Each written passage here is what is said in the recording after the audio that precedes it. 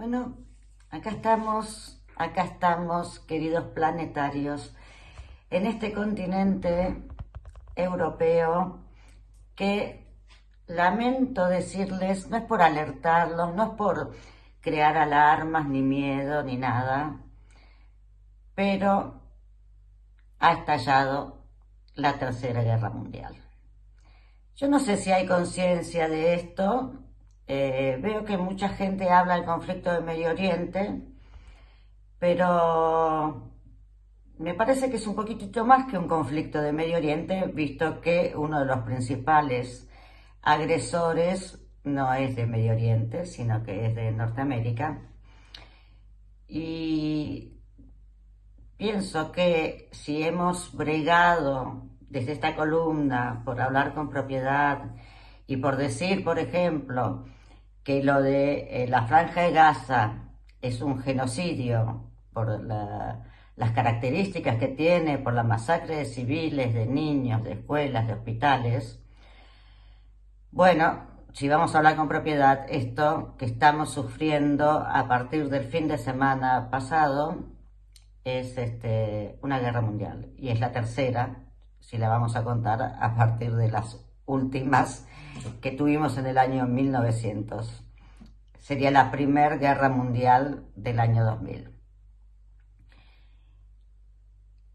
Ustedes piensan que quizás yo exagero, pero creo que no puede llamarse de otro modo a una guerra que involucra decenas de países, a menos que consideremos que Medio Oriente no forma parte del mundo. Pero esta embestida de Estados Unidos y de Israel, que empezó por Gaza y continuó por Irán, y sigue por Jordania, y por Kuwait, y por Líbano, y por Qatar, y por los Emiratos Árabes, y por Omán, y por Arabia Saudita. Y hace un ratito nomás me enteré que también cayó una bomba sobre Chipre, y que los misiles se entrecruzan en el cielo en imágenes que son, la verdad, que parecen de Apocalipsis Now, no solo por su brutalidad, sino también por su belleza. Porque parece una fiesta de Navidad llena de fuegos artificiales, pero estos fuegos artificiales lo que hacen es dar muerte a las poblaciones civiles. Esta guerra no tiene demasiadas certezas, no se sabe cómo va a terminar. Tiene un inicio que es descorazonador. Perdón.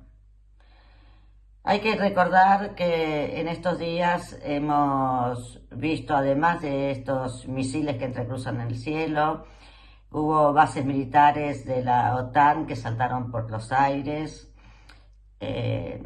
hubo amenazas brutales de uno y otro lado, que ninguno está dispuesto a detener el exterminio hasta no acabar con su enemigo.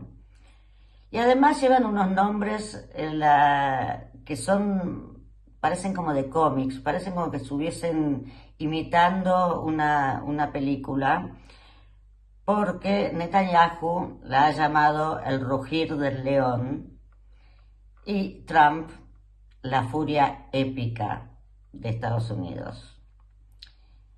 Pero, por supuesto, no se encontraron con un enemigo fácil, porque se encontraron con Irán, que hizo estallar su enojo y el del propio Alá. Y eso no es poca cosa. En fin, si esto no es una guerra mundial, yo no sé cómo llamarla. Claro que antes de esta guerra,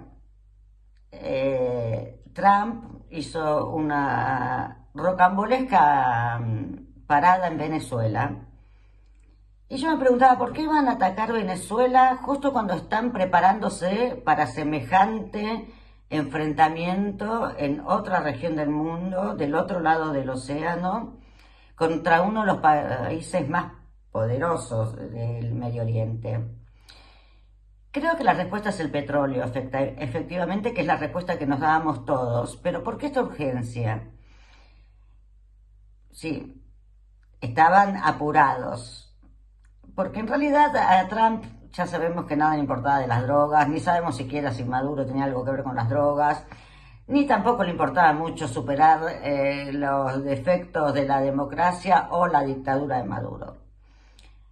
Tan es así que todavía Corina Machado sigue ahí esperando para volver a Venezuela porque todavía no volvió. Pero estaba pensando yo que como esta embestida contra Irán no parece improvisada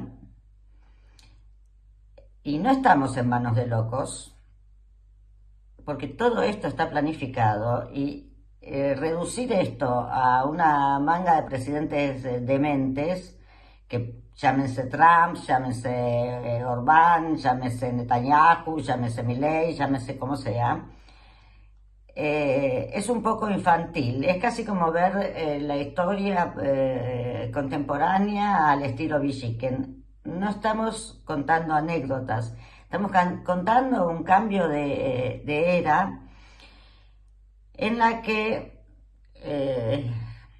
efectivamente Venezuela fue una de las etapas de lo que después seguramente terminó siendo este estallido. ¿Y por qué?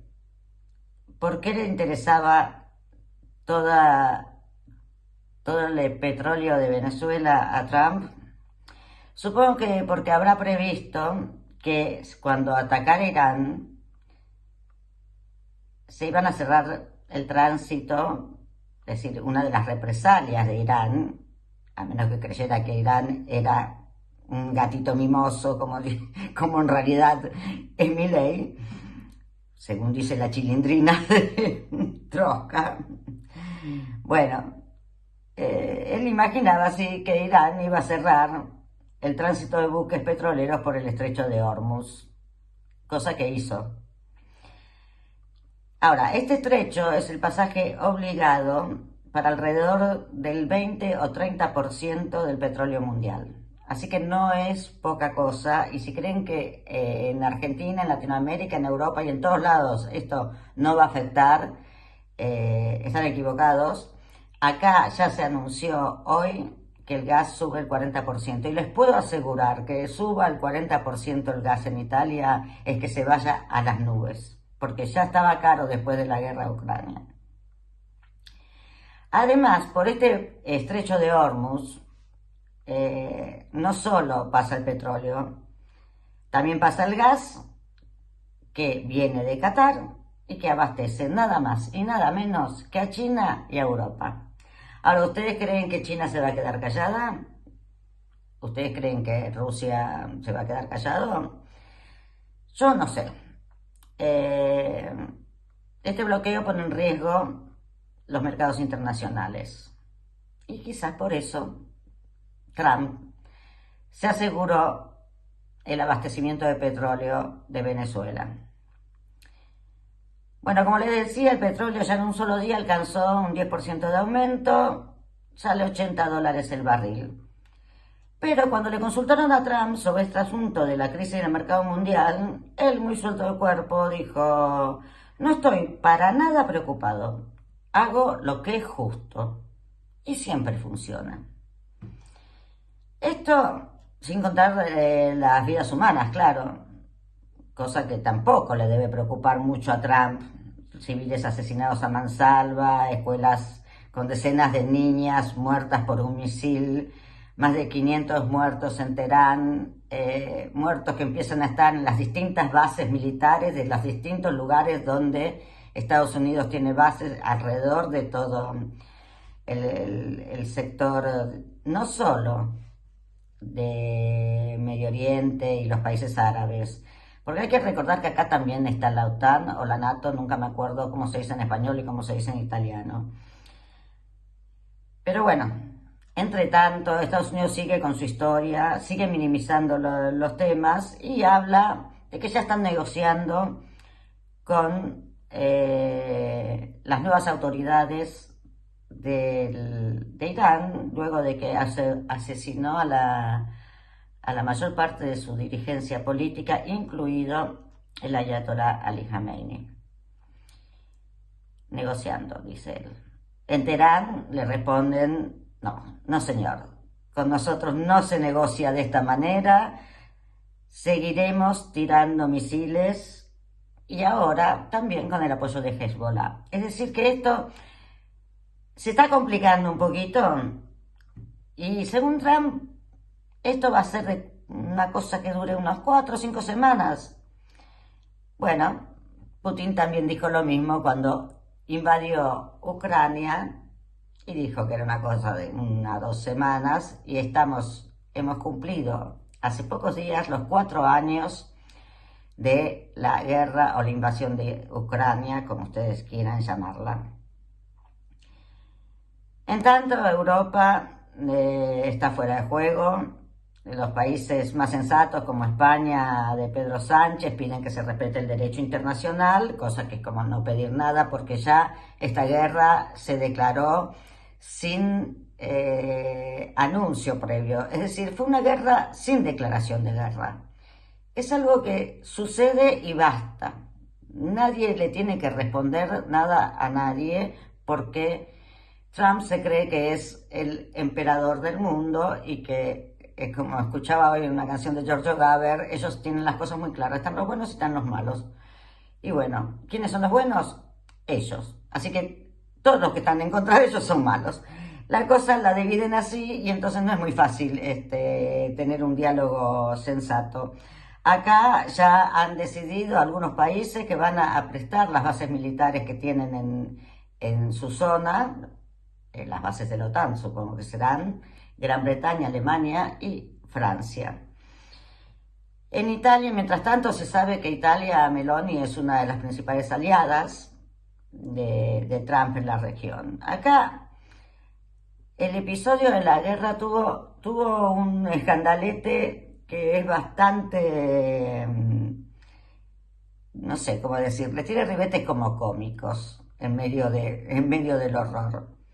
Porque cuando estalla, cuando bombardean por primera vez tanto Netanyahu como Trump a Irán, que creo que fue el sábado, se llama una reunión de gabinete urgente para ver cómo iba a reaccionar Italia ante esta situación, porque además en las bases militares de la OTAN y en muchas bases militares también de los países árabes hay soldados españoles, italianos, es decir que acá no están solo involucrados los árabes y no es una pelea entre Israel y Palestina, esto es mucho más y es algo que vamos a hablar posiblemente la semana que viene con un filósofo que de esto sabe un montón, 2 kilos y 2 pancitos, como es Mauricio Lazarato, que ya nos explicó cómo fue las cosas en la Primera y en la Segunda Guerra Mundial.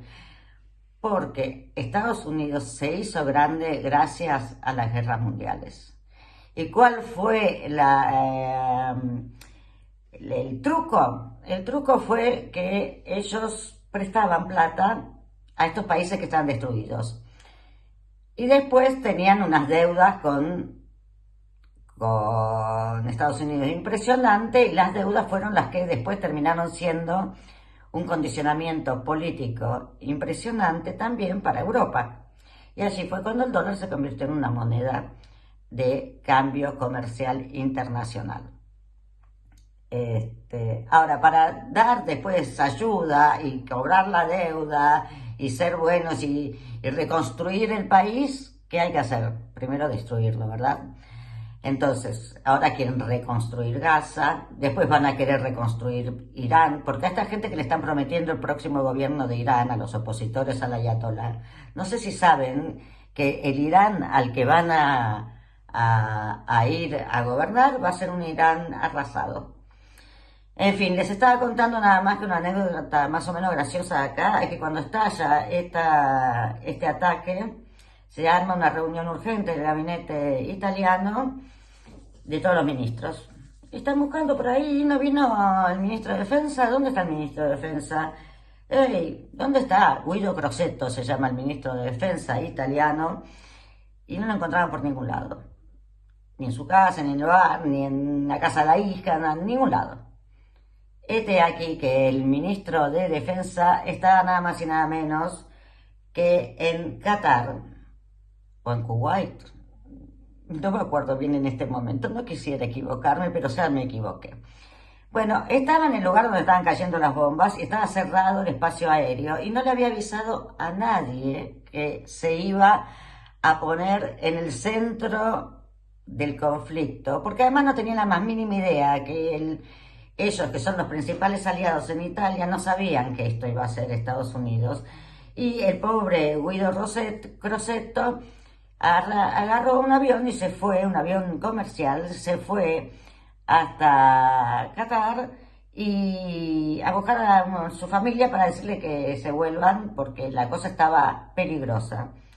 Y quedó varado allí y no lo sabían ni el Servicio de Inteligencia de Italia, ni los otros ministros, ni la presidenta. Es decir, que el primer día en que acá se estallaba la Tercera Guerra Mundial, el ministro de Defensa italiana estaba perdido en uno de los países atacados y nada, ahora le están pidiendo la renuncia. Bueno, yo espero la semana que viene poder tener diálogo con este filósofo porque les va a aclarar todo, yo supongo. Mientras tanto, los dejo con música, porque vamos a empezar a poner música un poco más, no te digo nueva, porque acá siguen con el Festival de San Remo y acá también es como si nada estuviese ocurriendo. Y yo le pregunto al almacenero, ¿viste que parece que estalló la guerra? Ah, no sé, yo no tengo el televisor, no escucho radio, no quiero saber de nada. Y esta es una reacción bastante común en casi todo el mundo, en mucha gente que, hartos ya de malas noticias, lo que hacen no es tratar de cambiar las cosas, sino de apagar la radio. Espero que no apaguen la columna vertebral, que de alguna manera vamos a ver de qué manera se da vuelta la situación, porque acá hay que dar vuelta a esta cosa, tampoco es indefectible que todo vaya para mal, hay que dar vuelta o hay que dar una revuelta. Así que hoy les presento a los Inti Illimani, que a esta altura son una banda chilena, pero que vive en Italia desde el golpe militar en Chile, con un italiano muy simpático, se llama Giulio William, y cantan La Revuelta juntos. A disfrutar un poco de música y a ver qué tipo de revuelta podemos hacer aquí, allá y acullá, porque esto alguien lo va a tener que cambiar. Chao, gracias.